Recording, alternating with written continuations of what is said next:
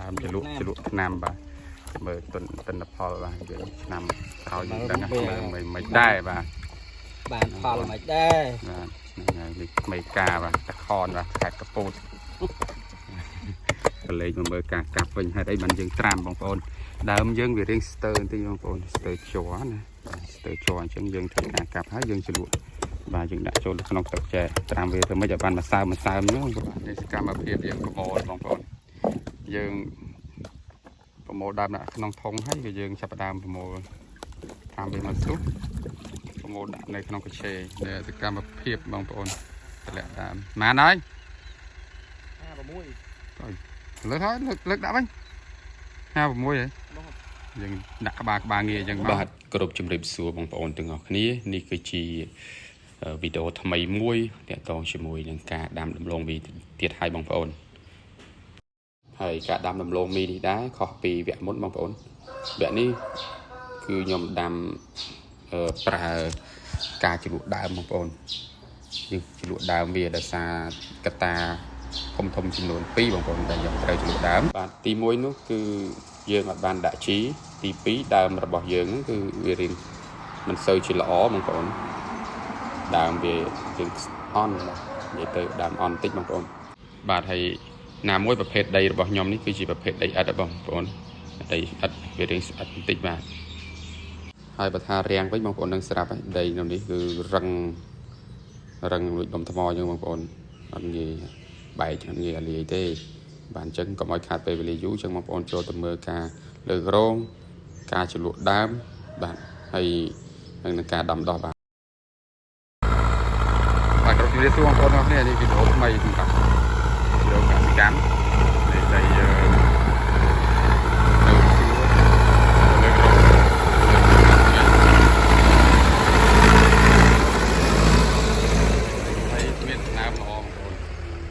ចឹងចង់បញ្ជាក់បងប្អូនបន្តិចសម្រាប់បងប្អូនដែលធ្វើកសិកម្មដំឡូងមីទាំងអស់គ្នាបាទបងប្អូនដែលធ្វើកសិកម្មដំឡូងមីគួរតែយល់ដឹងបញ្ហាធំចម្បងដែលធ្វើឲ្យដំណាំដំឡូងមីយើងហ្នឹងបាទទទួលទិន្នផលល្អបាទកត្តាដែលសំខាន់ជាងគេយើងមើលស្ថានភាពដីតើដីហ្នឹងមានជីគ្រប់គ្រាន់អត់បាទសម័យឥឡូវបើយើងអត់ប្រើប្រាស់ជីទេគឺអត់ត្រូវបានទិន្នផលល្អទេប៉ុន្តែសម្រាប់ដីថ្មីបាទទៅខាងខេត្តផ្សេងខ្ញុំទទួលយកថាដីខ្លះគឺល្អមែនទែនបាទស្របពេលត្រាក់កំពុងទៅលើករងខ្ញុំក៏ឆ្លៀតមកដឹកដើមលលងបងប្អូនដឹកពីចំការដែលខ្ញុំដកកាលពីដើមខែមួយនោះហើយយើងជុំទុកចោលអញ្ចឹងណាបងប្អូនឥឡូវយើងមកប្រមូលដឹកយកទៅដាំនៅកន្លែងចំការដែលខ្ញុំបង្ហាញបងប្អូនដីជាប់ជើងភ្នំហ្នឹងបងប្អូននេះគឺជាសកម្មភាពយើងដឹកទៅទម្លាក់បងប្អូនសម្រាប់ដើមនេះដែរបងប្អូនរាំងខ្លាំងពេកយើងកាប់ហើយទៅតែមួយខែទេប៉ុន្តែដើមរៀងអន់តិចបងប្អូនប៉ុន្តែមិនជាអ្វីទេដូចខ្ញុំបញ្ជាក់វីដេអូខាងលើអញ្ចឹងបងប្អូនបាទនេះជាសកម្មភាពយើងដឹកចេញទៅទម្លាក់នៅចំការដែលយើងលើក្រងហ្នឹងបងប្អូនហើយចម្ងាយពីចំការហ្នឹងប្រហែលជាចូល10គីឡូដែរបងប្អូនមានធម្មតាហើយឆ្ងាយគួរសមដែរបងប្អូនហើយមកលើកដើមនេះចំនួនគ្នា4នាក់បងប្អូនទាំងខ្ញុំ4នាក់ហ្នឹងហើយជួយលើកគ្នាឆាប់ហើយបានគ្រប់ចំនួនមួយឡាននេះគឺបាន400បាច់ជាងហើយក៏ចេញដំណើរទៅទាំងល្ងាចចឹងតែម្ដងបាទឥឡូវយើងមកដល់ទីតាំងហើយបងប្អូនដល់ចំការឥឡូវក៏ចាប់ដើមលើកដើមវិញ56ហ៎យើងដាក់ក្បាលងារអញ្ចឹងមកដាក់មុខដាក់ទៀតខាងព្រំមួយទៀតដើមជ្រលក់ឆ្នាំបាទមើលទិន្នផលបាទយើងឆ្នាំក្រោយយើងដឹងមិនដែរបាទបានផលមិនដែរបាទហ្នឹងហើយនេះមេកាបាទតខនបាទខេត្តកពតក្រុមការងារកូនចៅប្រហែលជាចូល30-40នាក់បាទយើងជ្រលក់ដើមបងប្អូនយើងមើលទិន្នផលយ៉ាងណាបងប្អូនហើយចាំតាមដានទាំងអស់គ្នាណាបងប្អូនណាបាទមើលកោះមើលមិនដែរបងប្អូនប្រឡេកមកមើលការកាប់វិញហេតុអីបានយើងត្រាំបងប្អូន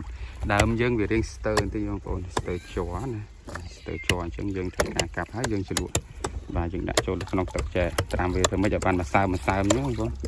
តាមបន្តមកយើងដាក់នៅក្នុងកញ្ឆេបែបនេះដើម្បីស្ពាយយកទៅប្រឹងរាយបាទនេះសកម្មភាពយើងប្រមូលបងប្អូន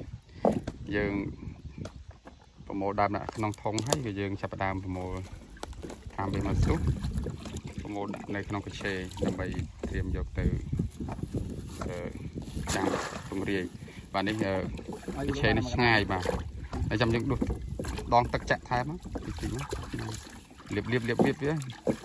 បានជាតិទឹកតិចៗវារស់ហើយទៅមុខហើយចូលហើយបាទខាងនេះ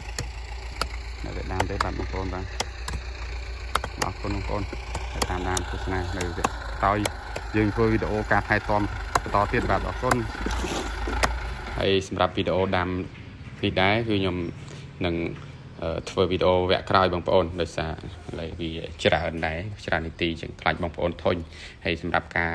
ដាំនោះគឺខ្ញុំធ្វើនៅវីដេអូក្រោយទៀតសូមបងប្អូនតាមដានទស្សនាបានច្រើនណាបងប្អូនតើតើការដាំដំឡូងមីបច្ចេកទេសបទពិសោធន៍ការជ្រលក់ដើមនេះតើទិន្នផលហ្នឹងវាទៅជាយ៉ាងណាបាទកុំភ្លេចរងចាំទស្សនាវីដេអូក្រោយទៀតបងប្អូនខ្ញុំនឹងធ្វើវីដេអូឲ្យបងប្អូនទស្សនាអញ្ចឹងវីដេអូនេះគឺមានតែប៉ុណ្ណឹងអញ្ចឹងសូមបងប្អូនរងចាំទស្សនាវីដេអូក្រោយបាទកូនច្រើន